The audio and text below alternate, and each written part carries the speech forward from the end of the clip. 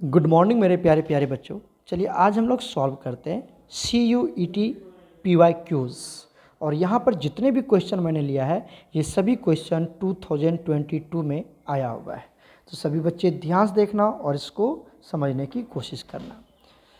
अभी जो ये सारे क्वेश्चन हमने लिया है ये सभी कम्प्लेक्स कंपाउंड के क्वेश्चन हैं, ठीक है। चलिए पहला क्वेश्चन सॉल्व करते हैं।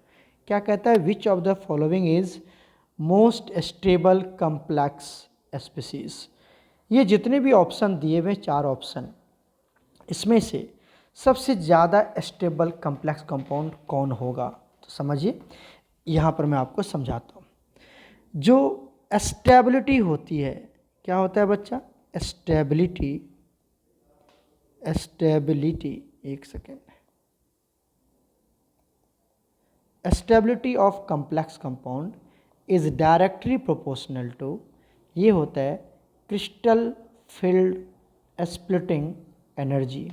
जिसकी जितनी ज़्यादा क्रिस्टल फील्ड स्प्लिटिंग होगी उस कंपाउंड की स्टेबिलिटी उतनी ही ज़्यादा होगी।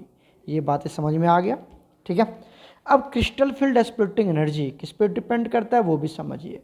क्रिस्टल फील्ड स्प्लिटिंग एनर्जी, तो crystal field splitting energy is directly proportional to क्या होगा बच्चा, strength of ligand, strength of ligand, ठीक है। क्या कहने का मतलब हुआ, लिगेंड तो आपको पता ही है, एक होता है हमारे पास वीक फील्ड लिगेंड, एक होता है स्ट्रॉन्ग फील्ड लिगेंड, है ना। लिगेंड कितने तरह के होते हैं, 2 तरह के, एक होता है weak field ligand and strong field ligand. अब समझिए, अगर आपका लिगेंड स्ट्रॉन्ग है तो क्रिस्टल फील्ड स्प्लिटिंग एनर्जी भी क्या होगी, ज़्यादा होगी, और क्रिस्टल फील्ड स्प्लिटिंग एनर्जी ज़्यादा होगी तो स्टेबिलिटी क्या होगी, ज़्यादा होगी। इसका मतलब अगर मैं यहाँ पे समरी करूँ तो क्या मतलब हुआ, समरी करूँ तो क्या मतलब हुआ कि जो स्टेबिलिटी है, क्या है बच्चा, ध्यान से देख लो, जो स्टेबिलिटी है, stability is directly proportional to, stability is directly proportional to, क्या हो जाएगा बताओ, CFSE, right. And it is directly proportional to, क्या हो जाएगा यहाँ पर, ये बताओ, strength of ligand, strength of ligand. ये सारी बातें समझ में आ गया, ठीक है। तो ये सारी बातें आपको हमेशा माइंड में रखना है कि जो जितना ज़्यादा स्ट्रॉन्ग होगा लिगेंड, उसकी क्रिस्टल फील्ड स्प्लिटिंग एनर्जी उतनी ज़्यादा होगी और वो कंपाउंड उतना ज़्यादा स्टेबल होगा। तो चलिए इधर हम लोग चेक करते हैं। इसमें आइए, यहाँ पर आप जब देखेंगे तो ये जो आपका NH3 है, जो लिगेंड है अमाइन, ये ऑक्सलेट आयन, ये वाटर, ये सब आपका वीक फील्ड लिगेंड है। वीक फील्ड लिगेंड के इसमें स्ट्रेंथ कम होगी, क्रिस्टल फील्ड स्प्लिटिंग कम होगी तो स्टेबिलिटी भी कम होगी। बट आप दूसरा देख लीजिए, यहाँ पर ये जो आपका CN है, CN, ये आपका क्या है, स्ट्रॉन्ग फील्ड लिगेंड है। आपको हमने बताया था ना कम्प्लेक्स कंपाउंड में कि जिस कंपाउंड में डोनर एटम कार्बन हो या नाइट्रोजन हो वो स्ट्रॉन्ग फील्ड लिगेंड आता है। बाकी कोई भी डोनर एटम आ जाए, जैसे हेलोजन आ गया, सल्फर आ गया, ऑक्सीजन आ गया, ये सारे डोनर एटम वाले लिगेंड्स क्या होंगे, वीक फील्ड लिगेंड्स होंगे। याद होगा तो पता चल गया होगा। तो यहाँ पर हाईली स्टेबल कम्प्लेक्स कंपाउंड कौन होगा, जो बहुत ही ज़्यादा स्टेबल है, तो option B is absolutely correct. ये आपका एब्सोल्युटली करेक्ट है। क्लियर हो गया। चलते हैं नेक्स्ट क्वेश्चन पर। नेक्स्ट क्वेश्चन देखिए क्या कहता है, which kind of isomerism exist between, ये एक कम्प्लेक्स कंपाउंड है और ये एक कम्प्लेक्स कंपाउंड है।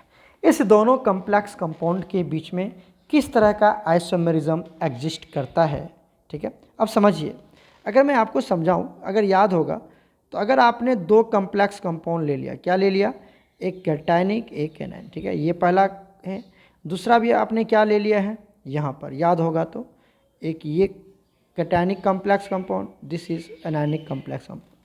यहाँ पर जो सेंट्रल मेटल एटम होगा, यहाँ पर जो सेंट्रल मेटल एटम होगा वो बिल्कुल सेम होगा, लेकिन जो लिगेंड होगा, इसका लिगेंड, ठीक है, और इसका लिगेंड जो होगा, है ना, इस लिगेंड का इंटरचेंज हो जाएगा। तो लिगेंड का अगर इंटरचेंज हो गया, लिगेंड का इंटरचेंज हो जाएगा तो क्या होता है कोऑर्डिनेशन आइसोमेरिज्म होता है। यहाँ पर बिल्कुल लिगेंड का इंटरचेंज ही हुआ है। आप ध्यान से देखिए, यहाँ पर क्या है, NH3 कोबाल्ट के साथ, NH3 कोबाल्ट के साथ, और यहाँ पर कोबाल्ट के साथ क्या है, Cn, तो है ना, इंटरचेंज हो गया। कोबाल्ट के साथ यहाँ पर NH3 और यहाँ पर Cn, तो लिगेंड क्या हो गया, इंटरचेंज हो गया। अब यहाँ पर देखिए, यहाँ पर क्रोमियम के साथ है Cn और यहाँ पर क्रोमियम के साथ है NH3, तो एक दूसरे क्रोमियम क्या हो चुका है, यहाँ पर इंटरचेंज हो चुका है। तो जब इंटरचेंजिंग लिगेंड का इंटरचेंजिंग हो जाए तो क्या होता है, कोऑर्डिनेशन आइसोमेरिज्म होता है। पढ़ाया गया है, सिंपल सा क्वेश्चन है, तो कोऑर्डिनेशन आइसोमेरिज्म यहाँ पर हो जाएगा। ठीक है, चलते हैं आगे। यहाँ पर देखिए क्या कह रहा है, the oxidation state of cobalt, cobalt की ऑक्सीडेशन स्टेट फाइंड आउट करना है in the diamagnetic octahedral complex.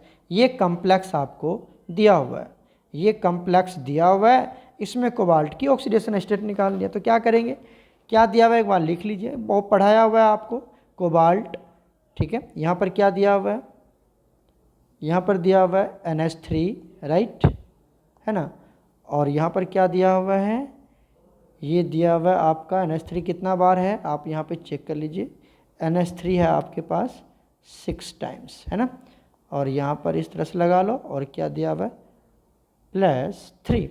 Cobalt की ऑक्सीडेशन स्टेट निकालनी है, तो जिसकी ऑक्सीडेशन स्टेट निकालनी है उसको हम लोग क्या मान लेते थे, X मान लेते थे, है ना, प्लस लगा लेते हैं। NH3 एक न्यूट्रल लिगेंड है, आपको पता है ना, टाइप्स ऑफ लिगेंड में हमने पढ़ाया हुआ है, neutral ligand, anionic ligand, cationic ligand, monodentate ligand, bidentate, tridentate, सब पढ़ाया हुआ है। तो NH3 है, NH3 न्यूट्रल लिगेंड, मतलब इसके ऊपर कितना चार्ज है, 0 × 6 कितना हो गया, 0 हो गया। कंपाउंड के ऊपर टोटल चार्ज कितना है, +3, तो यहाँ पर लिख देंगे आप +3, तो x की वैल्यू कितनी आ गई, +3, तो यही हो जाएगा, मतलब कोबाल्ट के ऊपर चार्ज, मतलब कोबाल्ट के ऊपर कितना चार्ज है, +3 चार्ज है। बहुत आसान है, ऑलरेडी हमने आपको बहुत अच्छे से कॉम्प्लेक्स कंपाउंड पढ़ाया हुआ था। तो यहाँ पर जो करेक्ट ऑप्शन होगा वो क्या होगा बच्चा, +3। क्लियर हो गया, कोई दिक्कत नहीं है। चलते हैं हम लोग नेक्स्ट क्वेश्चन पर। नेक्स्ट क्वेश्चन देखिए क्या कहता है, which of the following will be coloured, है ना, इन एक्वस सॉल्यूशन, इसमें से कौन सा होगा जो आयंस है ये कलर्ड आयंस है। पहला क्या दे रखा है आपको, Mn+2, Sc+3, Zn+2, Co+2, Fe+3, है ना।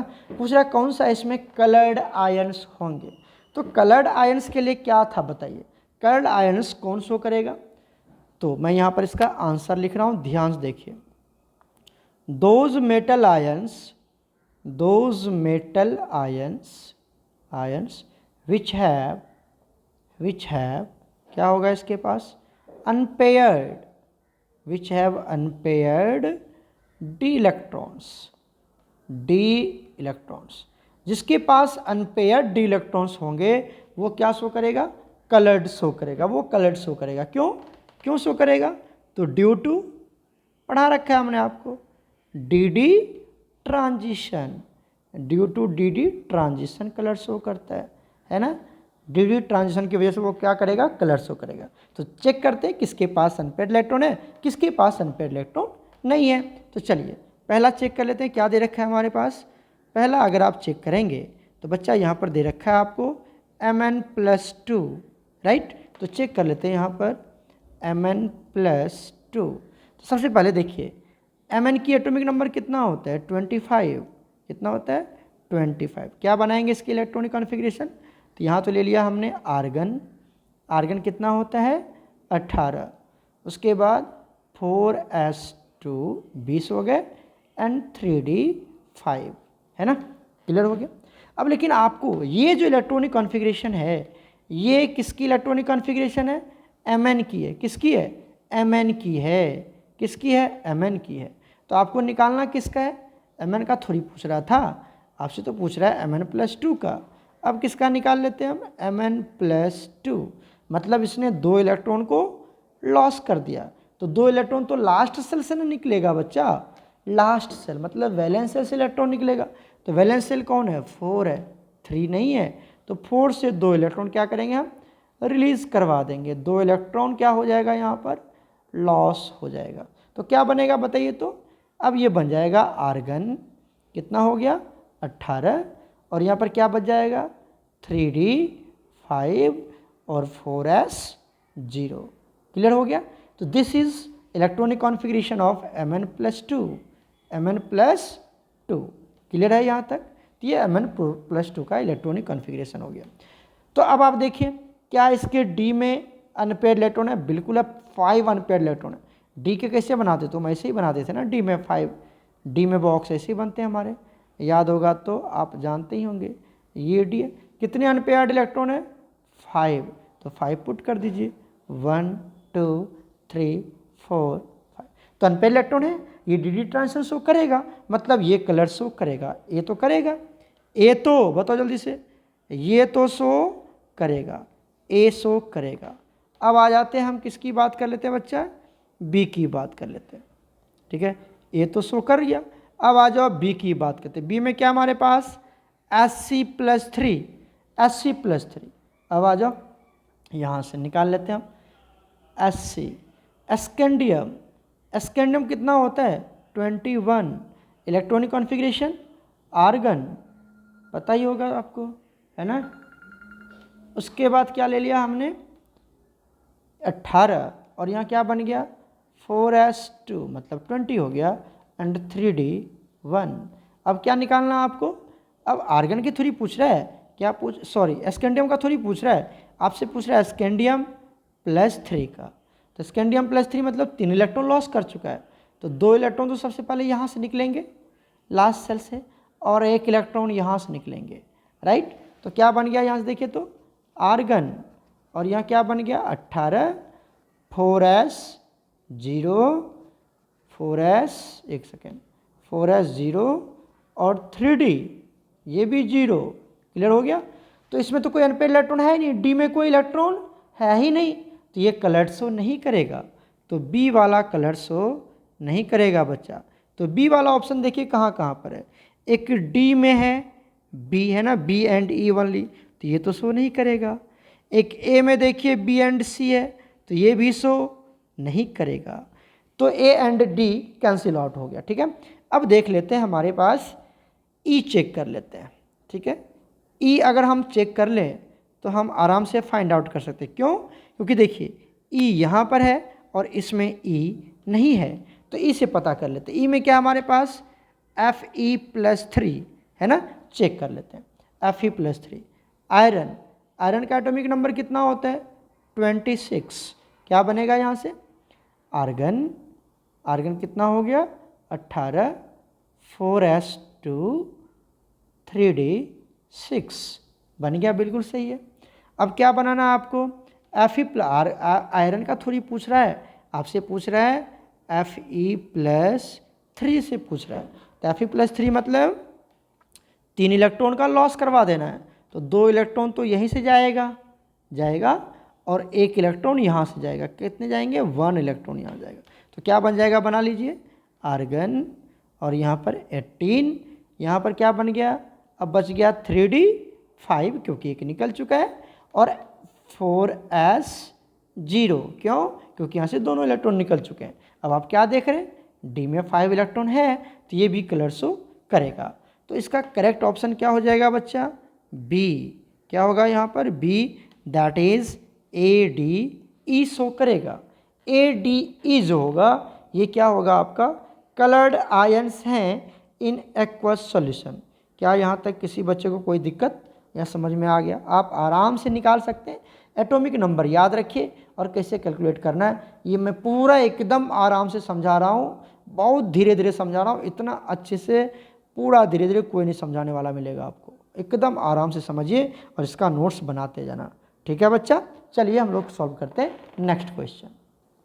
देखिए नेक्स्ट क्वेश्चन क्या कहता है, magnetic moment of a divalent ion in aqueous solution with atomic number 25 क्या होगा, है ना, यही क्वेश्चन कह रहा है। मतलब एटॉमिक नंबर कितना दिया हुआ है आपको, दिया क्या है, ये ध्यान से देखिए, दिया क्या है एटॉमिक नंबर, एटॉमिक नंबर कितना दिया हुआ है 25, राइट। अब कह रहा है ये जो एटॉमिक नंबर 25 वाला है इसका आपको मैग्नेटिक मोमेंट निकालना है। क्या होगा इसका मैग्नेटिक मोमेंट? अच्छा बताइए तो, एटॉमिक नंबर 25 किसका होता है? अभी मैंने आपको बताया था मैंगनीज का होता है atomic number. Atomic number manganese का कितना होता है? 25 होता है। ये भी बात पता चल गया आपको, ये भी बात पता चल गया ना। अब आप समझिए कि सर यहाँ पर मैग्नेटिक मोमेंट पूछ रहा है, मैग्नेटिक मोमेंट का वैल्यू पूछ रहा है। एक बात बताइए हमें, मैग्नेटिक मोमेंट एक फॉर्मूला होता है जो आपको हमेशा याद रखना है। वो फॉर्मूला होता है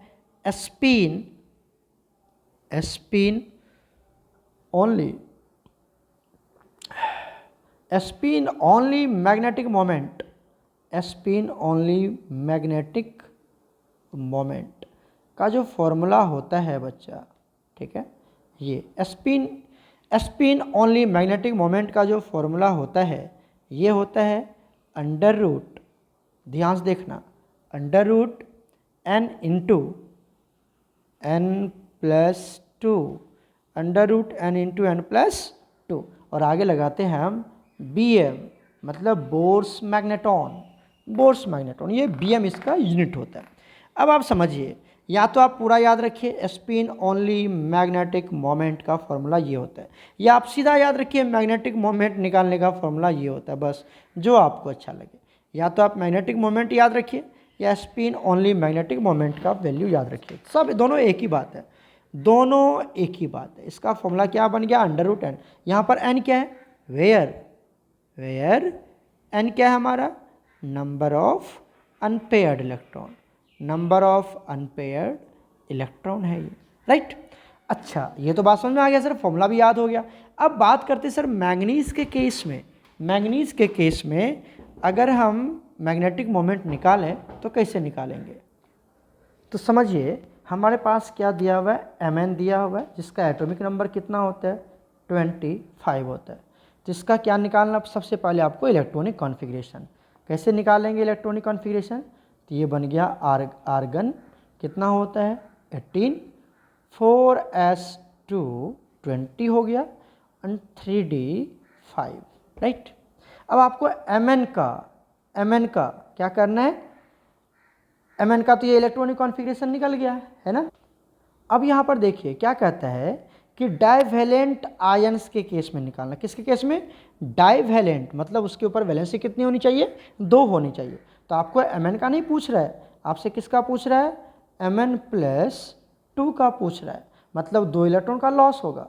तो 2 इलेक्ट्रॉन तो लास्ट सेल से लॉस किया जाएगा ना, तो यहाँ से 2 इलेक्ट्रॉन की लॉस होगी जो 4th है। तो यहाँ पर क्या बनेगा इसका इलेक्ट्रॉनिक कॉन्फ़िगरेशन? क्या बनेगा? ध्यान से देखिए, आर्गन कितना हो गया? 18, और यहाँ क्या बन गया? 3d5 and 4s0। क्यों बन गया 0? क्योंकि 2 इलेक्ट्रॉन लॉस कर चुका। अब आपके पास तो यही है ना जी अनपेयर्ड इलेक्ट्रॉन, मतलब डी में अभी तो बना के दिखाया था मैंने आपको, डी में अनपेयर्ड इलेक्ट्रॉन कितने हैं?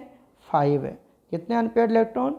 5 अनपेयर्ड इलेक्ट्रॉन्स। ऐसे ही पुट करते, ये जो 5 आप देख पा रहे हैं ऐसे लिखते हैं हम लोग, है ना, 5 अनपेयर्ड इलेक्ट्रॉन। तो यहाँ से मैग्नेटिक मोमेंट निकालें, तो क्या लिखेंगे? मैग्नेटिक मोमेंट को हम mm लिख रहे हैं शॉर्ट फॉर्म में, तो क्या होगा? अंडर रूट क्या बनेगा यहाँ बच्चा? 5 × 5 + n × n+2, और आगे क्या लगा देंगे? Bourse magneton. क्या यहाँ तक समझ में आया? अब आप चेक कर लीजिए कौन सा ऑप्शन आपको यहाँ पर सही नज़र आ रहा है। क्या आपको ऑप्शन दिखा यहाँ पर? कौन सा ऑप्शन है बच्चा? देख लीजिए, यहाँ से मैं ऑप्शन दिखाता हूँ। तो यहाँ पे देखिए बी वाला option B is absolutely correct. दिखा कि नहीं दिखा ये बताओ, है ना। अंडर रूट 5 × 5+2 बोर मैग्नेटॉन, यही है आंसर। क्लियर हो गया? कोई दिक्कत नहीं है। चलिए इतना क्वेश्चन आप लोग प्रैक्टिस करें, इसके बाद फिर हम लोग मिलते हैं नेक्स्ट वीडियो लेक्चर्स के साथ। ये सारे क्वेश्चन 2022 का है जो आया हुआ है, और उसको हमने डिस्कस करे हैं कॉम्प्लेक्स कंपाउंड चैप्टर से। ओके बच्चा, गॉड ब्लेस यू ऑल।